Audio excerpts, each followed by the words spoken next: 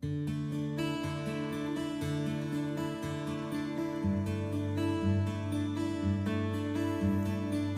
guys, how you doing? Welcome back. As you can tell, my voice is not real good today. I've been in the hospital and had a bunch of stuff shoved down my throat. It's not working real good. So, hey, last week I talked to you about helping you deal with folks that are hurting and how to make that conversation comfortable for not only for you, but also for the person that you're talking to that's hurting, because it's so hard and it's so uncomfortable many times for us to talk to folks about things. So I've got somebody going to step in here and help us with that. So let's welcome Miss Roxanne to our little event and see what she has for us. So thanks, guys. I appreciate you. Well, we just went through the 2019 holiday season. And while typically, the holidays are times that everybody looks forward to, we spend time with our families, our friends. We have lots of good memories, lots of good times. But for those folks that have lost a loved one,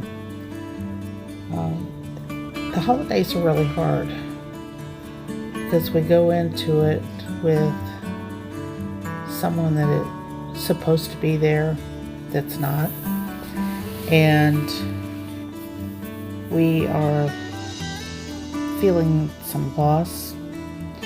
And so when we here's a particular song that someone liked, or and they're not there, it makes us sad, but it also can give us some good memories.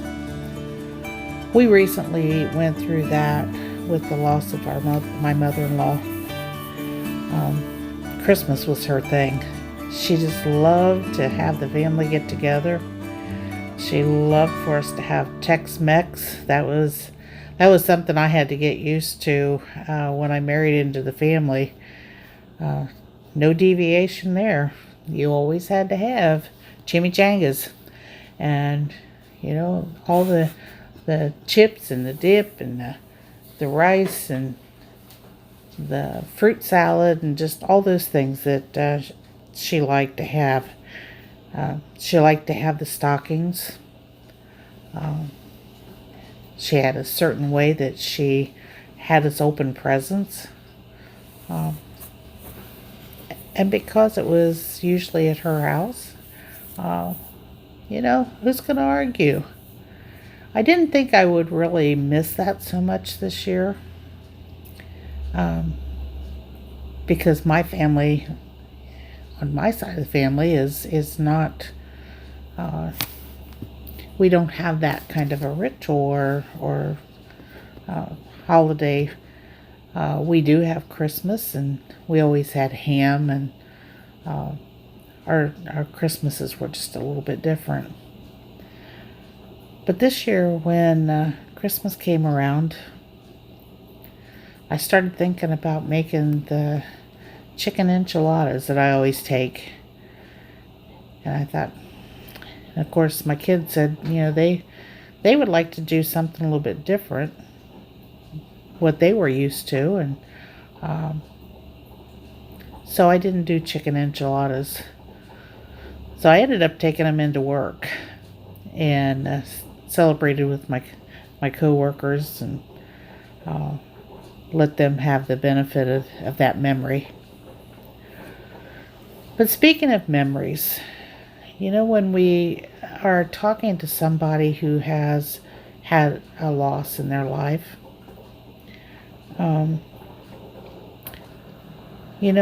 sometimes it's hard to know what to say to them. And if you go to a funeral or you meet somebody in the store that's had a death in their family, oftentimes we are a little reluctant about what to say, or if we do say something, it's like, oh, I'm sorry. Is there anything I can do for you? Those are all good. But a lot of times what the grieving person needs is the opportunity to talk about that person that they miss, that they've lost.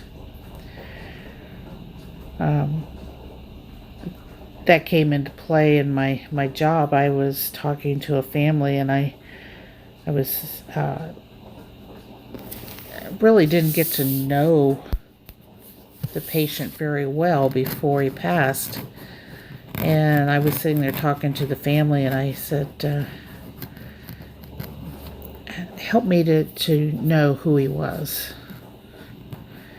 And they started telling stories and telling their memories. And the gentleman that we were talking about, he had a lot to give to his family. He taught his kids work ethics. He taught them how to have fun. His wife, she smiled as she relived some of the things that they did as a family. It was kind of bittersweet, you know. She smiled, she cried, and it's okay to let people cry. You know, when somebody misses someone that much, you know, that's normal. And I think that's really hard for a lot of people to understand, and maybe they understand it, but they have difficulty because it's uncomfortable. But one of the things I'd let you know is if you do encounter somebody who's had a loss in their life, death of a loved one, just be present. They don't need gifts. They don't even need flowers or cards. Sometimes they just need your presence, just to let them talk, just to let them cry, just to let them be, so that they know that the person that's gone is still important, and that they don't have to forget them. Well, Roxanne, thank you so much for your contribution. I really appreciate it.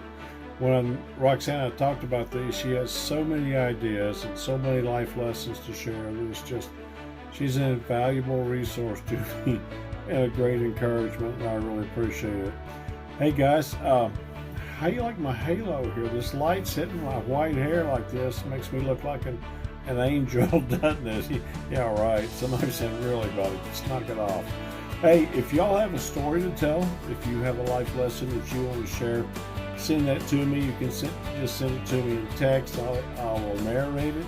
You can send me audio or video, and I'll be happy to put that on there. I've got plenty of editing tools that we can do that with. So, yeah, if you've got a life lesson you want to share, send it my way. Send it to buddysampley5@gmail.com. I'll be happy to get that out here for you.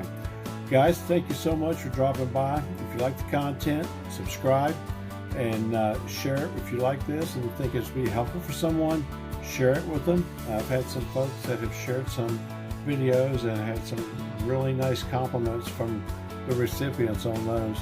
And it seems to hit people at a time that they need it. And it was really a blessing for myself and for them too. So I appreciate you so much once again. And I'll tell you what, I'll see you next Wednesday. All right, I'll see you down the road. Bye.